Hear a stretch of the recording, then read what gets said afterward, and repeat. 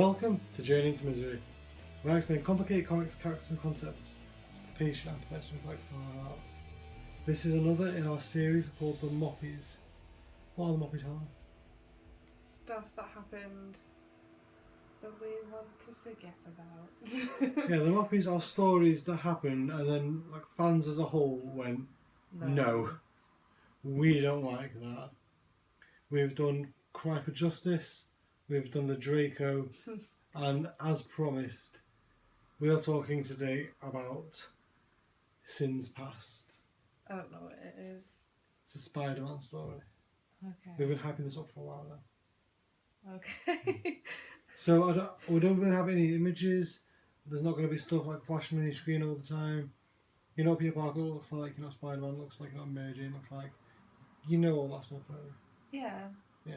I'm aware of Spider-Man characters. I wasn't actually asking you. I know, I'm just saying, I'm aware of them enough that you probably don't have to show me. Just don't have to ask like I'm mansplaining. Okay. So we're going to jump straight into it. I imagine you have no idea what Sins Past is. You have no idea who it involves, who the villains are, anything in the story. It involves Spider-Man. Yeah. So if people are watching this and they know what Sins Past is, the fact that you don't know anything... Do people go into it knowing what it is? It's quite infamous as a bad story. Oh. It's one that... It's a moppy in the sense that we don't count it, but it's not forgotten because it's so bad. Okay. Like kind of like the Draco, where we're not going to forget what this is because it's so just notoriously bad. We're going to remember it, we're going to make fun of it, but when it comes to these characters, it doesn't count. Yeah, it's not part of the storyline. Yeah. Okay, so it's by J. Michael Straczynski. Okay. Who is a guy, he created the show Babylon 5. Okay. He was Spider-Man for ages. He had a really bad run on Superman that he just left halfway through. And Chris Robertson came on and made it amazing. He just left? Yeah. He was just like, Yeah. Probably should see myself out. Yeah, it was really bad. Oh my god. Okay. He's written some good stuff.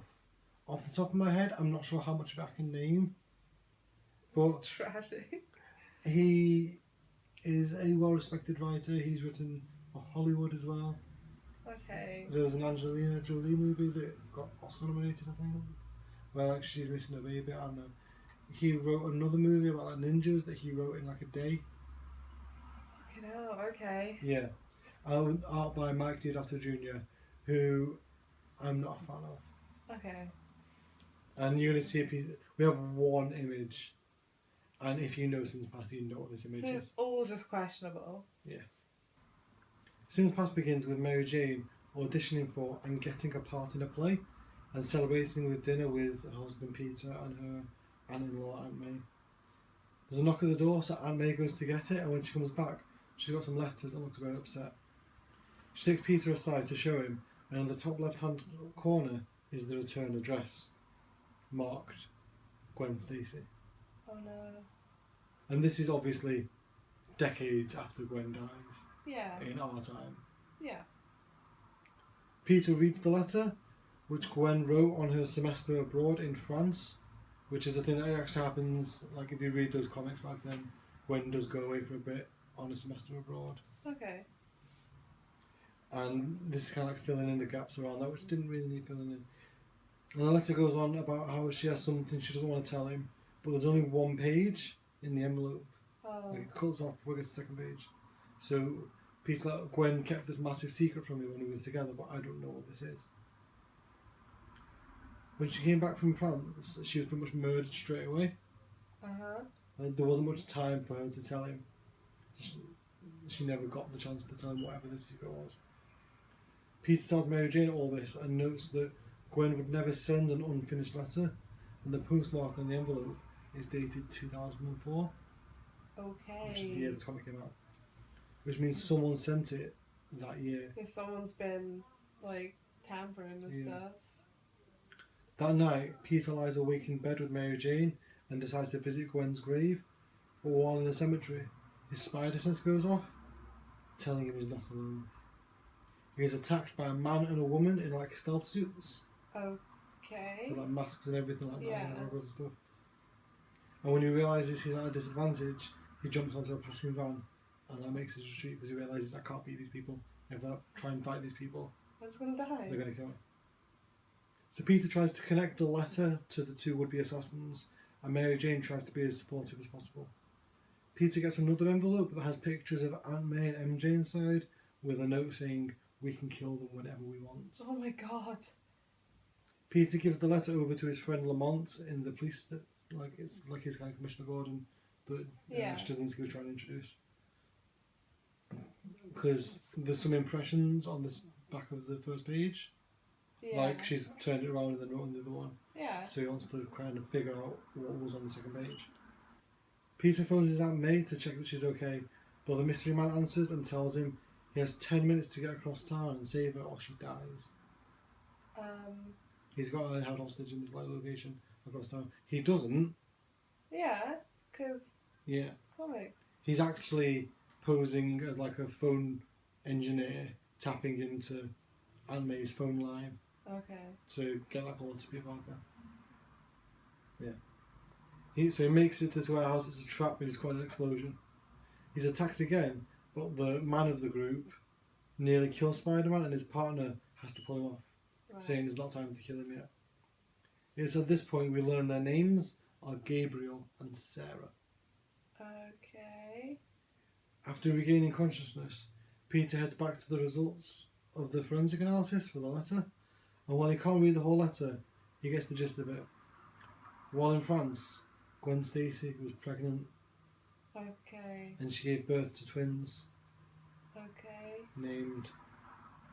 Oh god. Gabriel and Sarah. Right. Peter investigates the twins and heads to the genetics lab to try and confirm that they are somehow Gwen's kids, who shouldn't even be adults.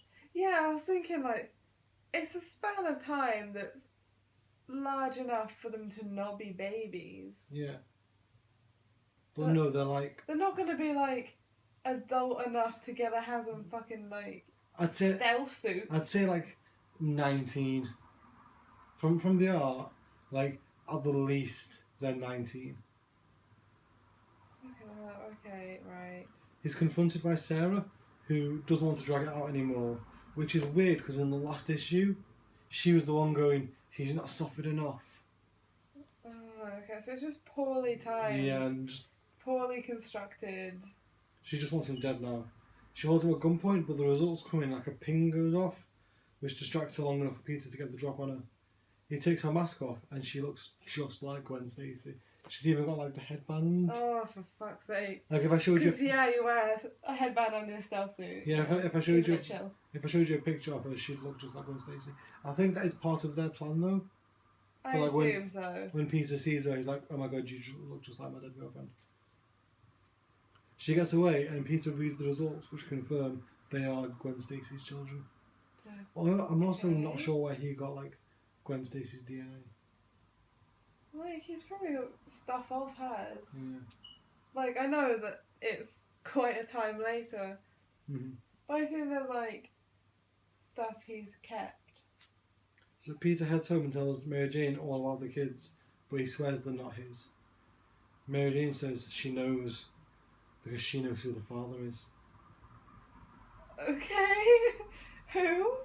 So Peter's distraught that MJ knew about this for years without time. They got married. But to her, in her defence, she's like, well, like, Gwen died, so I couldn't say BT Dubs babies. And then, like, at what point do you bring it up? Yeah, like, she's also, like, in the nicest way possible, like, she's dead. Yeah. You don't have to, like, dwell on shit you never knew about her. Yeah. And Mary Jane says, like, I swore to keep a secret for her. And, like, I'm your wife and you're Spider-Man. I do that for you every day. Yeah, like, you need to calm the fuck down, son. Peter says it doesn't matter now. Just tell me what happened, and she does. So when Harry Osborn was dealing with substance abuse problems, which once again was a thing from the old, like, early Spider-Man comics like Stanley, or it's post-Stanley, but you know what I mean. Yeah. Mary Jane and Gwen were looking after him. Okay. And MJ overheard Gwen arguing with Norman Osborn about the children. Right. His children. Okay. Gwen Stacy and Norman Osborn's children. Right. According to Gwen, she went to see him months earlier and was drawn to his magnetism and charisma, so they boned. Right. Peter realises that's why Norman went after Gwen instead of his Anne or Mary Jane or anyone else close to him, because of that classic cover where like Spider-Man is like swinging away from the reader and it has like everyone's face, like Mary Jane, Gwen Stacy has one Aunt May, J. Jonah Jameson, and it says like one of the people closest to me is going to die, but who? That's like the cover. Oh, that one. Yeah. Oh god. So this explains why Green Goblin specifically went after Gwen, because she was the mother of his children and she wouldn't let him see them. Oh Jesus. Okay. And that the Goblin formula in the baby's blood caused them to age quickly. So that's why they're old. Yeah. He then raised the kids while the world thought he was dead, which we talked about in the Clone Saga. Yeah. And convinced them that Peter was their father, who abandoned them. Mm-hmm. So they've got like a massive rage on for Peter. Right. There's a really creepy page where Peter tries to ask Mary Jane if Osborn is the one who took Gwen's virginity. Fucking hell. And there's a panel of Gwen like in the throes of ecstasy.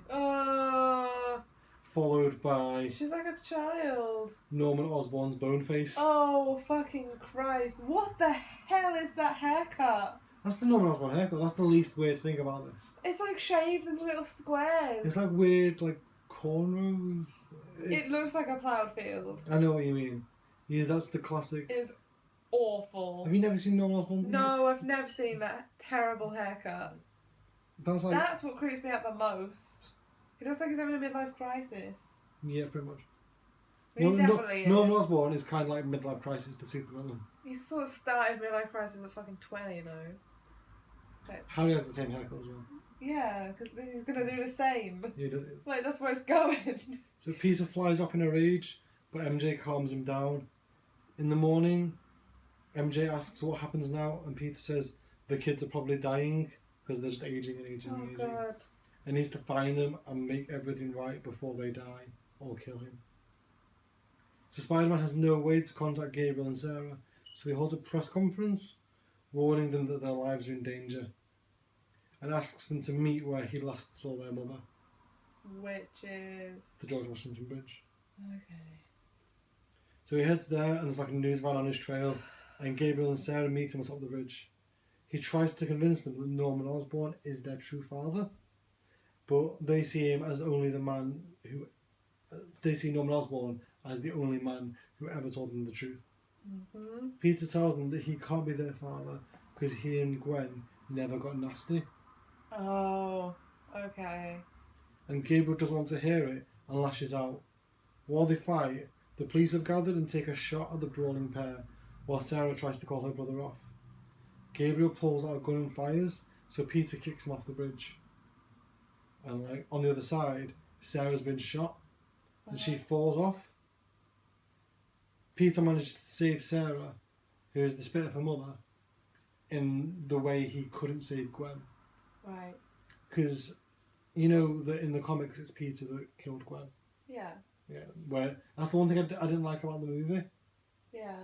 It's the like she hits the ground and then like he gets the web on her. I think it's always really like when I was first getting into comics and I was like, oh, it wasn't the fall that killed her.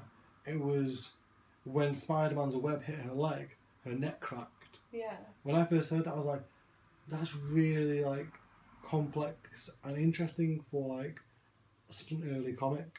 Yeah. But Peter managed to save Sarah in a way that he never managed to save her mother. Peter rushes Sarah to the hospital. Meanwhile, Gabriel travels in the sewers to a bunker Osborn told him about and is horrified when he finds a Green Goblin weapons cache, which proves Peter right. So the weapons cache activates for Gabriel with a message saying that if he and his sister found this place, they're ready to take over the Goblin legacy. Okay. At the hospital, Sarah needs a blood transfusion, but the goblin formula in her blood is rejecting anything and everything, so she's going to die. Die anyway. Spider-Man offers his blood and it works because it's like Close. radioactive, and he saves her life. Elsewhere, Gabriel is offered a second dose of the goblin serum to save his life, even though it will give him side effects like paranoia and the usual. You've seen the movies, you know what goblin serum does. Yeah. Peter wakes up to the news that this has been reported on every channel, and the fact that Spider-Man is in hospital. Yeah. Which means Gabriel has seen it, and Gabriel shows up in a grey goblin costume. Okay. He and Spider-Man fight on the roof of the hospital, but Sarah shows up having stolen a cop's gun and shoots the goblin glider, causing her brother to crash into the river. She then walks away before Spider-Man can stop her, and Spider-Man just passes out from exertion because he just gave blood. Sometime later on a beach, Gabriel wakes up with no memory of who he is.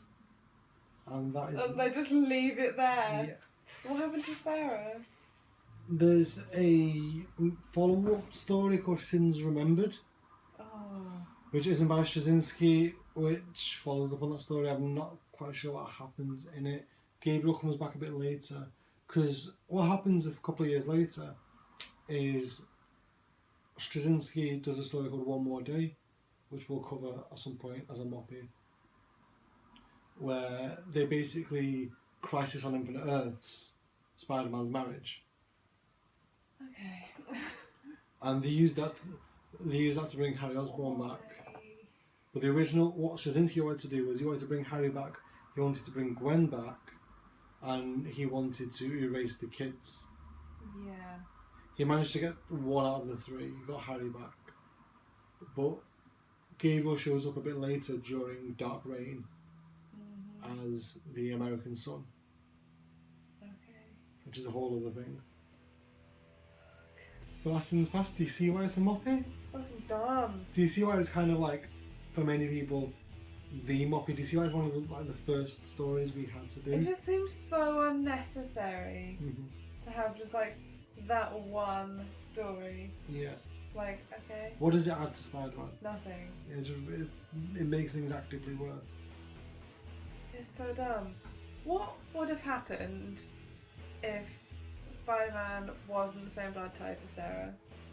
They're not related. I know. I think his thinking was, I've got radioactive blood, so it was just. Or that's not how blood works. He might be O negative. Oh, maybe. Like, we don't know Spider-Man's medical history. Like Mad Max. Yeah, okay, maybe. If it's like story relevant. Yeah, I guess. I don't think about that, do I? No. So. I don't think about anything, apparently. No. So I don't know what the next moppy is going to be. If you have any suggestions, please tweet us at KingImpulse at HE. This has been a journey into misery. That was dumb. It was so pointless. Like, they wasted time and actual money and pages. People got paid for this. They killed trees for this. They killed trees for that shit. And that shit is still around. We'll see you next month.